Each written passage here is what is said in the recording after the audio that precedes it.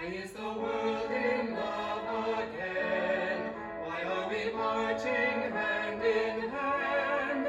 Why are the ocean levels rising up? It's a brand new record for 1990. There might be Giant's brand new album, Fly. Hey there, it's Mazzy, and this is an ongoing series that I do every week or two, and it is called Confessions of a Vinyl Junkie. It probably should be Addictions of a Vinyl Junkie, but addictions and junkie are, I don't think you need to use both of them. This is 1990. Now, 1990, I turned 36 in August of that year. So when you think of 1990, it almost seems musically one of those unremarkable years. It's not like 1967 or even one of my earlier videos, 1966, where the LP was really just coming of age into 67 and garage music, or at 1984, which is friggin' 1984, and all that stuff was going on with MTV and all the other years I've done so far. So 1990 in my life. Living forever, almost, seemingly, at least then in San Francisco after being born there, and living there pretty much my entire life except for up on Mount Tamlin, Mill Valley for about a year, and down in Menlo Park near Stanford University when I was a kid for a few years. And now in Seattle. But 1990 would turn out to be a big year for me. And musically, there was a shift in things, but there wasn't this one sound. The only thing that you're going to see as we go through 1990 is alternative music. Everything was about alternative music, and the splits of getting rid of all that bad taste of that 80s synthesizer crap, and that tinkling piano and Wang Chung and all that kind of stuff. So let's get into it now. As an unremarkable year 1990 was, it was a huge, amazing year. I mean, politically, Nelson Mandela was freed, was released from prison in South Africa. Margaret Thatcher quit being the Prime Minister of England, the United Kingdom. The Soviet Union was ripped apart and went independent, and Germany, West Germany and East Germany, became one. So a lot of political shit happened. We had the Gulf War, the first Gulf War with George Bush, and the first George Bush was president, and Dan Quayle was one of our first laughable vice presidents, depending on your point of view. Lech Walesa, the workers' political leader in Poland, became president of Poland. So there was a real shift internationally, politically. Maybe at home in the U.S. we weren't quite aware of it, but I remember watching those first bombings of the Gulf War in 1990. I think it was early that year. I went on a cruise in January of 1990 with my friend Leo. Most people call him Leo. And Leo Laporte, if you know, he actually has a TV show, ongoing thing. He's a big tech radio, online TV personality. Leo Laporte used to be Tech TV, I forget what it's called now, out of Petaluma, California. And Leo was a good friend of mine. We had met studying acting at Gene Shelton School in 88. And we become friends. And we went on this cruise because he was a disc jockey, or he was a radio personality at a radio station, KNBR, and was a radio station that broadcast the San Francisco Giants baseball games. So his girlfriend couldn't go, and my girlfriend at the time was Michelle, which I haven't introduced you to, but Michelle Michelle's very dear to me, and she's a major part of the story, at least throughout this year and what happened. But she was one of the photographers, one of the great photographers that I was representing since 1986. And I love her dearly, still do. And if you watch my videos, she's the one who has the alpaca farm just about 2 hours west of me up here in Washington State. So I go on this cruise because it was with the San Francisco Giants, a handful of San Francisco Giants, and it was to the Caribbean. I'm not really a cruise guy, but we had a blast. It was fun. I was 35 years old, hadn't turned 36, going on a cruise ship with a bunch of baseball Giant fanatics. So orange and black were the colors. That's the San Francisco Giants colors. That was everywhere. So we'd be drinking with some of the Giants. You know, this is obviously January, so it's off season. I think it was Bobby Bonds then. I forgot. I do have an autograph ball somewhere, but I don't even remember the players at the time. Those of you who are baseball freaks can figure out what players, and there's about maybe 6 or 8 Giant members, plus their manager of the time. Anyway, when this cruise come back, 99's happening. And let's just jump into music, and then we'll tell the story as we go along. A major thing of that year was a TV show that started in the spring, and it's a TV show that has become one of my all-time favorite artsy TV shows. People love it or hate it. It's out there, it's surreal, it's funny at times, and that is Twin Peaks, David Lynch's Twin Peaks. They get David Lynch to do a friggin' television show after he did Elephant Man, which I'm a huge fan of, Eraserhead, Blue Velvet. So in a way, this I think was more had Blue Velvet DNA than anything else he had done. And now living in the Pacific Northwest and having visited a lot of the locations that are literally 30 minutes from where I live now. The exterior locations of the lodge and the falls and the diner, and I've been there several times. So if you're ever up here, we can take a ride to see the Twin Peaks site. I love this score. It's Angelo Badalamenti with help from David Lynch, but it created this amazing, surreal, ambient, jazzy, vocal, ethereal musical score. This soundtrack I only have on compact disc. Another thing about this video in 1990, you'll see more than half, or about half of these are compact discs. I was fully entrenched in the CD format. I stopped buying, about 1990s when I stopped buying LPs completely, with a couple exceptions. I do have a pile of LPs here of music that came out that year. Most of these I bought later on. So I went through about a 22 year period from about 1988, 89, where I didn't buy vinyl till about 2009, 2010. Then I jumped back into vinyl again. That's why, as you can see, you know, I'm entrenched in the whole compact disc thing. And I'm not a snooty anti-digital person by any means. There's something to be said about playing these digital formats back. That's a whole other story. That's for a different type of vinyl community or YouTube video. So, love this. Also, that came out actually the end of '89, but is an important record in this story, is the first Julie Cruz album. Julie Cruz was the vocalist who sang her version of that song Falling that was featured in Twin Peaks, and she's featured in some of the TV show here and there in The Club. And this is produced, I believe, by David Lynch and Angelo Badalamenti. So they did a really cool kind of collaboration together. I have 2 of her CDs. It's almost like that eerie space pop, and I really like it.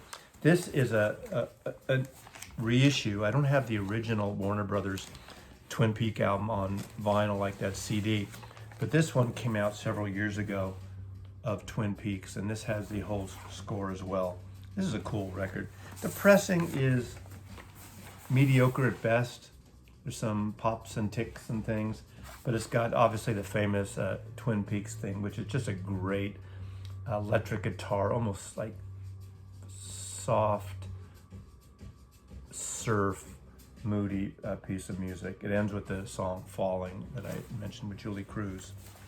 Angelo Badalamenti, amazing composer who's worked on many of David Lynch's films. So I'm totally entrenched in David Lynch. Even his failures are almost comical.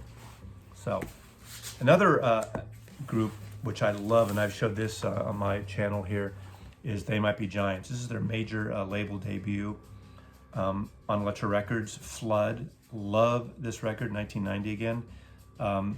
This is a band that I would turn my son on to years later. And in fact, when this album came out, I would play this CD in the car all the time. And he really got into Put a Little Birdhouse in Your Soul and Istanbul, Not Constantinople. And well, it's a funny record, and it's a great record. Beautiful cover package. But love this, Flood by They Might Be Giants. You know, they had created this great East independent scene. They're the ones that started this whole dial-a-song. Every day they'd have a different song. You could call up literally in the phone days. I think that they regrouped, and that's been on digitally, at least online. And of course, they did great children's records, and their run of albums and Elektra Records are sublime, I think. And they're just very, very clever, the two Johns. I would later take my son to see them at the Fillmore in San Francisco, and actually at when Tech TV was on the air just a block from my office. Leah Laporte was the host, and they had They Might Be Giants in for In Studio Live, so I was able to bring my son, and they met the band. Paul Simon, now, this was his follow-up several years after Graceland, Rhythm of the Saints. Did really well, wasn't as big as Graceland, but this to me is an amazing record. Obvious Child was the hit off this, and I just think, you know, one of those artists, again, you know, some people might say appropriation, but he's brought this sort of world of music to the Western world that a lot of people wouldn't really listen to it, but it's great about him bringing it. He brings it, and then hopefully you go discover it. So you can get into a whole story about, you know, what he stole, what he didn't steal, but amazing songwriter, amazing voice, and Rhythm of the Saints is a wonderful percussive pop album, and it's very good. So love that. And of course, Volume 3 of the Traveling Wilburys, 1990. Now, Volume 3, there was never a Volume 2 or Part 2. They made 2 albums, so that's totally George Harrison's sense of humor, Volume 3. So this is the album they did after Roy Orbison passed away.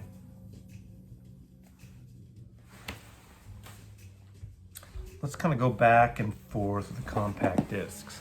These are some of my favorite compact discs of 1990. The whole alternative charts was happening in music, had been happening since the 80s.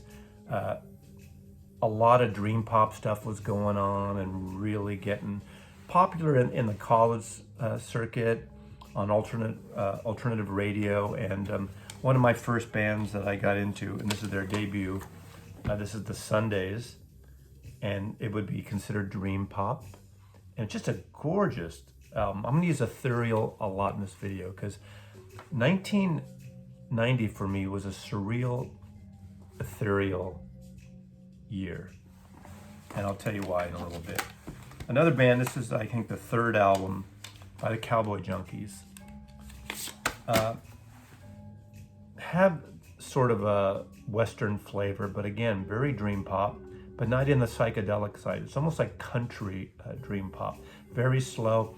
Saw them several times, including one time I really remember so vividly at the Great American Music Hall in San Francisco. And literally, they're one of the softest bands I ever heard. And we're a pretty large band, maybe 7 musicians on stage, including vocalist. And one of the best sounding live bands I ever heard. I mean, the recording was so special and so wonderful. I mean, Margot Timmons is a lead vocalist and sings almost in a whisper, and her stuff is fabulous. And her brother, Michael Timmons, and Peter Timmons are in the band, guitar and drums. But I have almost all their records on compact discs. Only their first, I guess their first major label, Trinity Sessions, which is a great album on vinyl. So great. And of course, how can I not show an album in 1990 without showing Mazzy Star, an artist who stole my name. Dave Roebuck, Hope Sandoval. This was sort of, this is their debut album under the name Mazzy Star, kind of from the remnants of Opal. Daniel Roebuck just died this past year. But of course, Southern California, I believe, from Santa Monica. Again, dream pop, moody. This is one of those records you hear everywhere. You just, if she hangs out on this one, or is it the next one? But that soft, minimal, floating music. And there's a lot of floating going on here. Julie Cruz, floating. Sundays, floating. Cowboy Junkies, floating. This is sort of the calmness after the whole like punk scene and explosive, Wang Chung thing of the 80s. This is sort of the calming nature from this to what was coming in the next 2 years with grunge, and that was a whole different thing. A reaction to this stuff, maybe, but maybe these artists like exploding out and getting sort of ragged with getting looser and getting like thick chords and thick sounds, and that would happen. So a Mazzy Star, incredible record. She Hangs Brightly, love them. Probably the ultimate pop song of the 1990s, a band that only literally put out one record and then kind of disappeared, and I think they've gotten back together in different forms, not the complete band. But this song is one of those songs that has been on every friggin' soundtrack from the 90s into the 2000s even, and that is, the song is called There She Goes by The Laws. Band from Liverpool, so there's always a Beatle connection, right? Great song. This is a good album. I don't have it on vinyl. I think it was reissued. I think the vinyl was very rare, but it's been reissued. So I haven't got all these records on vinyl, but The Laws, There She Goes. You know the song. I'll try to stick it in right here. And if it's not here, that means I couldn't stick it in right here. And I'll stick something else in right here. So something is gonna be stuck in right here. And it's either gonna be There She Goes by The Laws or something completely different.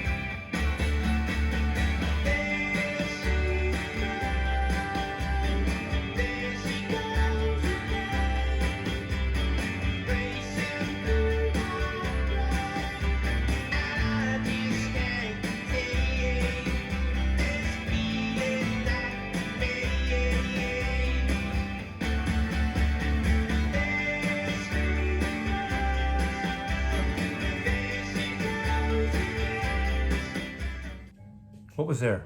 What was that song? So, Sinead O'Connor. Love Sinead O'Connor. I think she got a friggin' bad rap. People got all pissy after she, a couple years in the 90s, she ripped up the picture of the Pope on Saturday Night Live and got a lot of flack, and it kind of ruined her career in so many ways. But her first two records, Cobra and I Do Not Want What I Haven't Got, all over MTV. Of course, with the great song that she had a hit on, written by Prince, Nothing Compares to You. Gorgeous song. And the video of just her face, the beautiful eyes, staring at the camera, very large. Nothing compares. What a great song. Prince on his, there's an album that came out just last year, or last 2 years, of the songs he gave away type of concept. And he does a version of that, and it's great. His sort of demo, I guess, guide vocal album version of it. Love Sinead O'Connor. Even her records after this, with a lot of reggae influence and some hip hop influences and Irish takes. I have every Sinead O'Connor record. I'm still a fan. I think her voice is sublime. I think she is an artist, to me, one of the major artists of the 90s, late 80s and into the 90s. Love Sinead O'Connor. Obviously an Irish artist. Again, the CD thing was really okay with me. I was home. I remember that year in April, I guess, early May, I found out something that would change my life. Michelle got pregnant. I was going to be a father that year. The due date was sometime in December, as I recall. And it fucking freaked me. It freaked me out. It was a total surprise. I won't get into details. Both of us were shocked. It wasn't something we were trying to do. We both had careers, working freelance careers. And Michelle got pregnant as a result of March debauchery on St. Patrick's Day.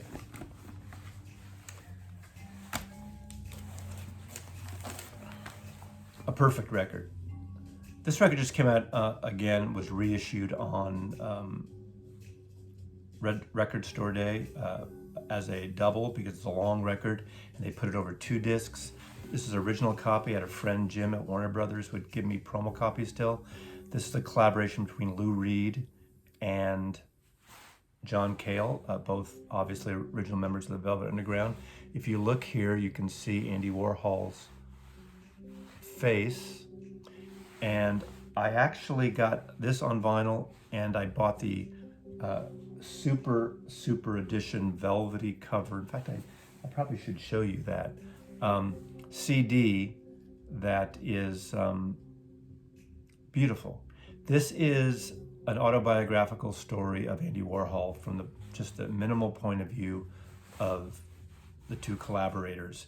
A lot of the lyrics, not all of them, are taken directly from Andy Warhol's diaries that were published after Warhol died. And of course, you know, Warhol is a big founding influence of the Velvet Underground, supposedly producing their first album, but obviously designing that infamous pop art cover with the banana. So this is an amazing, let's see, can I get that CD somewhere? PQR.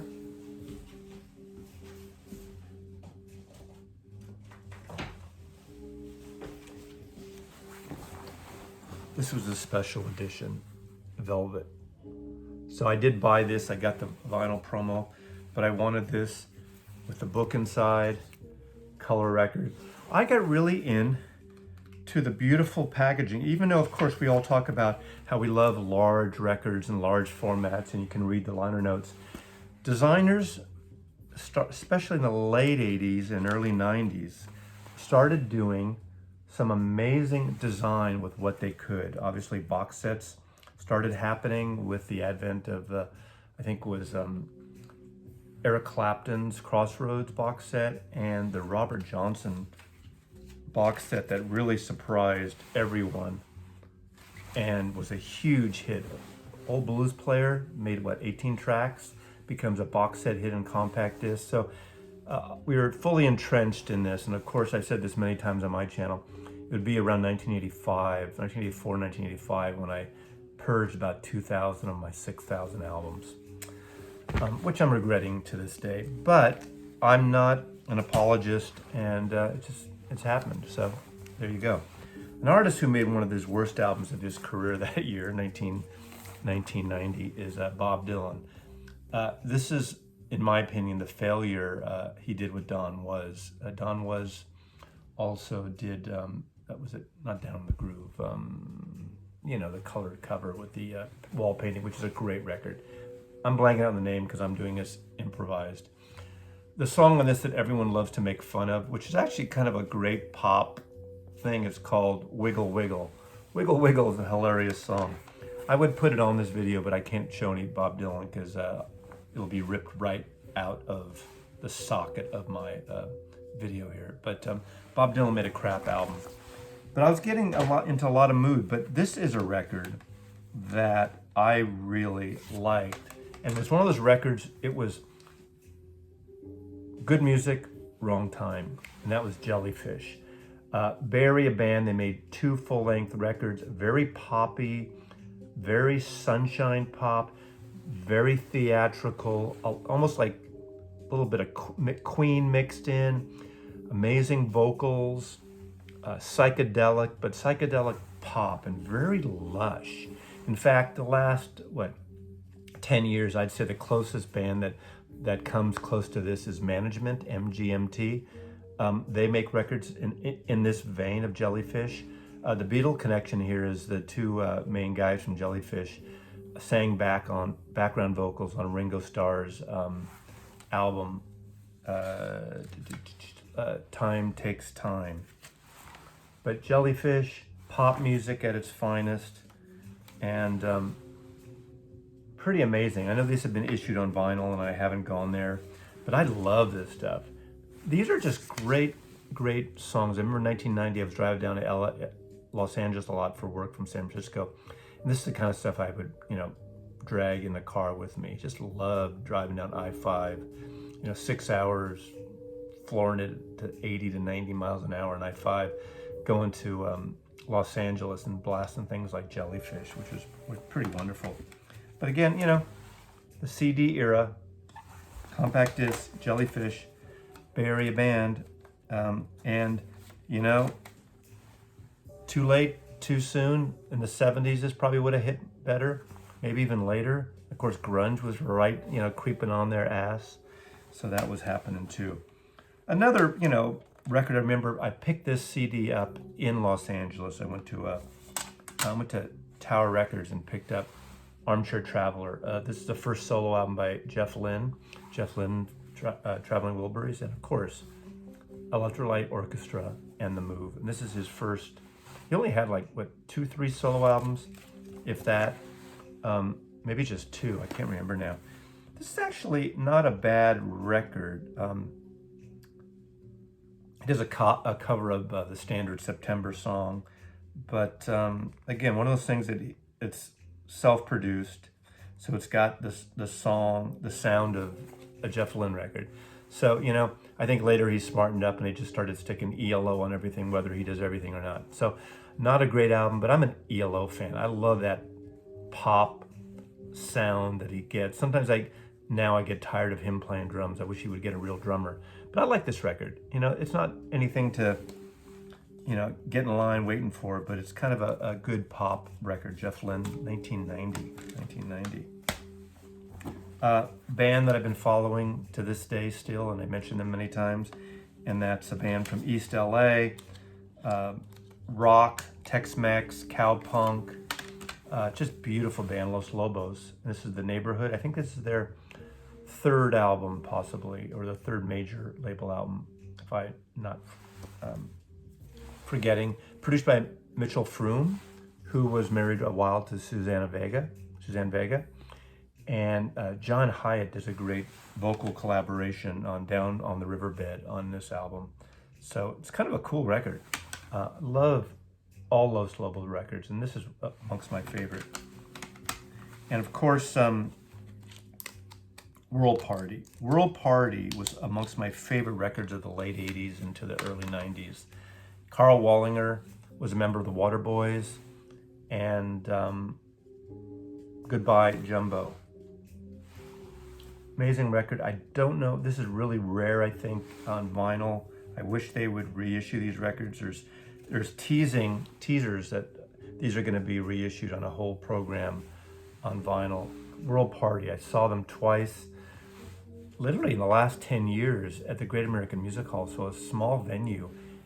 They're great, very catchy pop tunes, Beatlesque at times, Dylan-esque at times, so right up that sort of boomer's alley, but fresh and a little psychedelic stuff, you know, folky psychedelic rock and roll, and very good.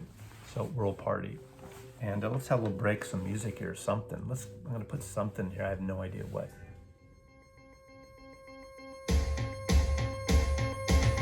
Look at her in the alley by the light switch. Who watches over you?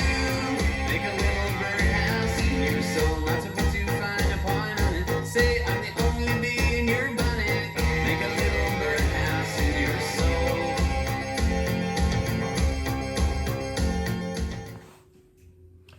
I'd been into noise and industrial in the 80s, as well as punk and post-punk, all the way from the late 70s and throughout the 80s on and off.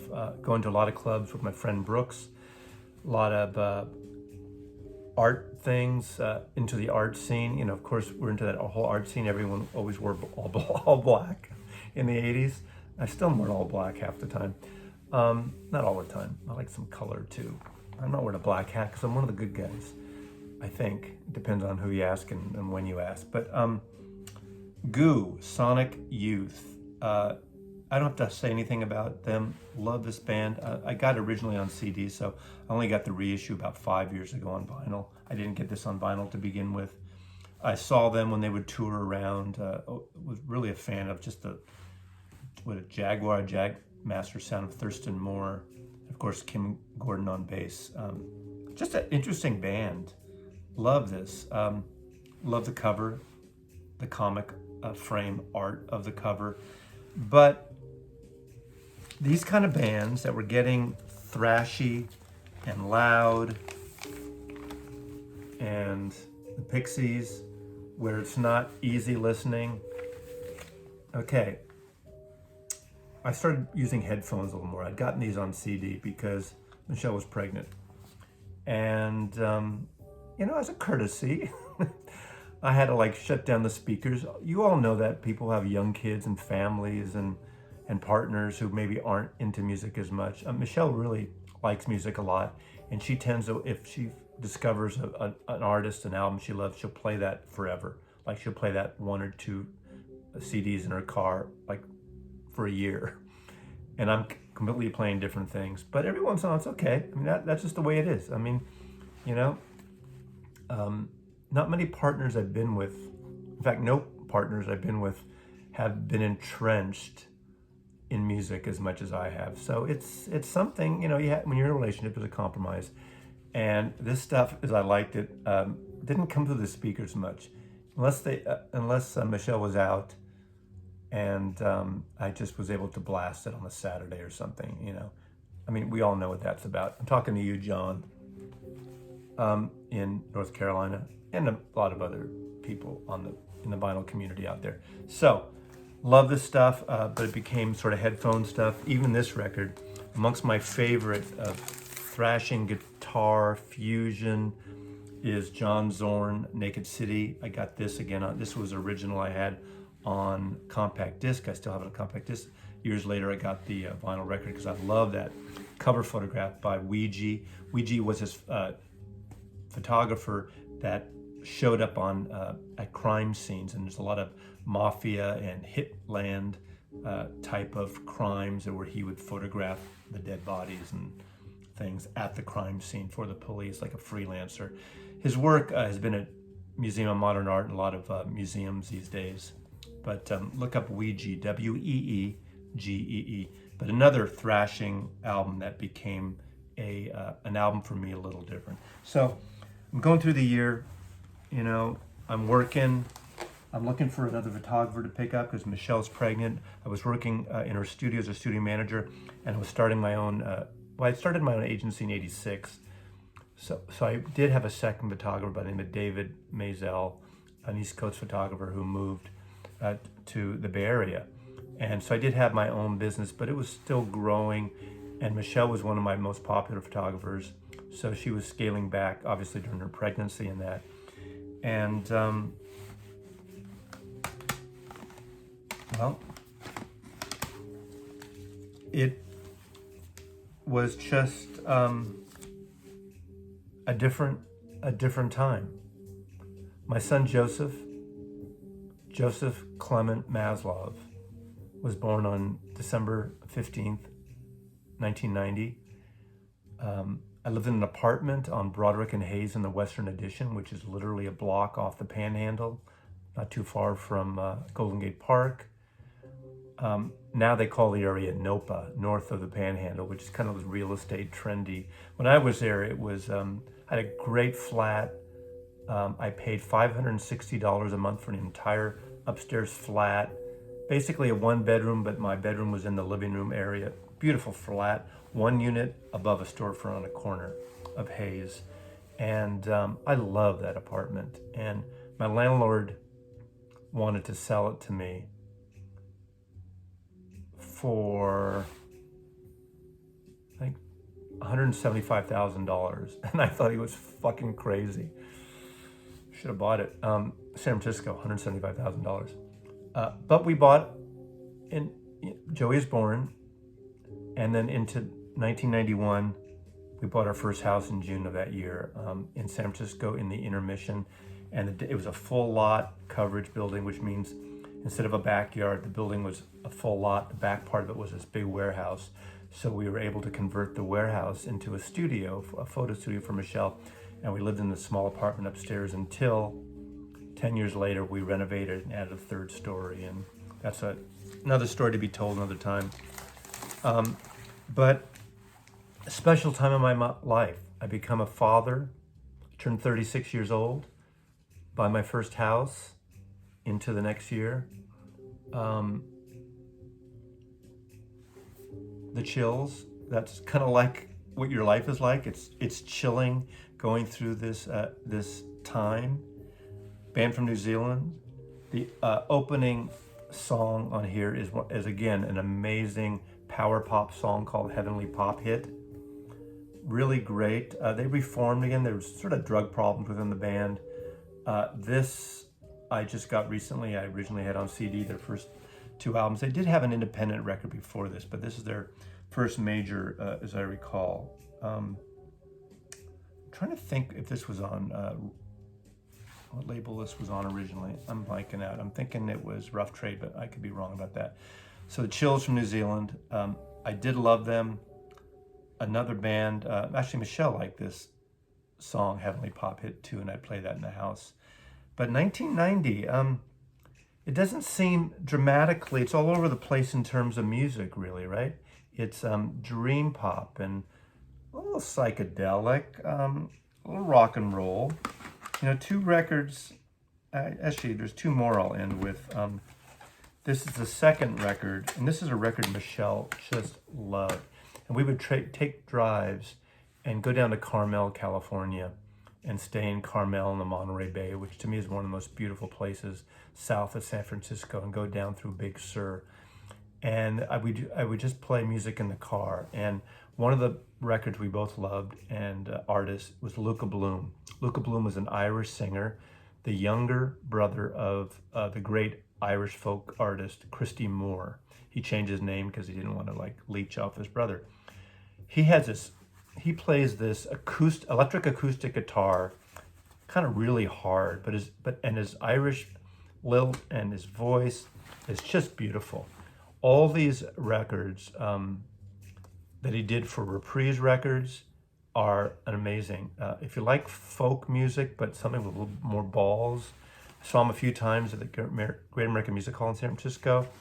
This record was in my CD player or in my car a lot. And I would pick up all his records.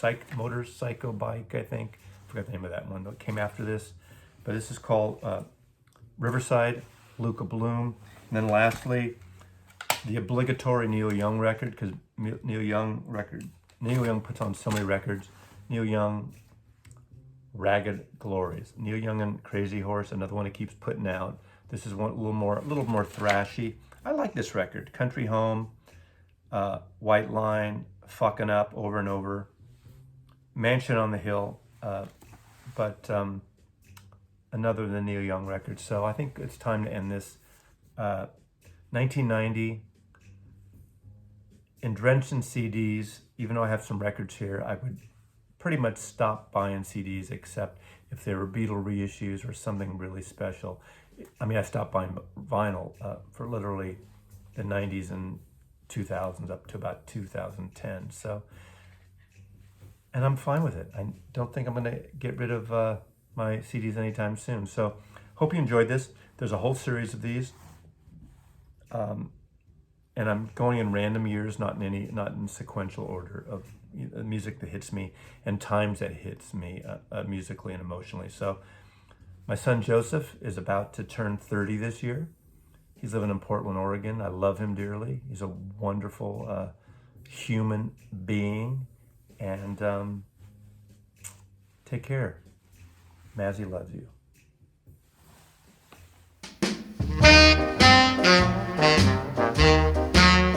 Oh, baby, won't you please come home?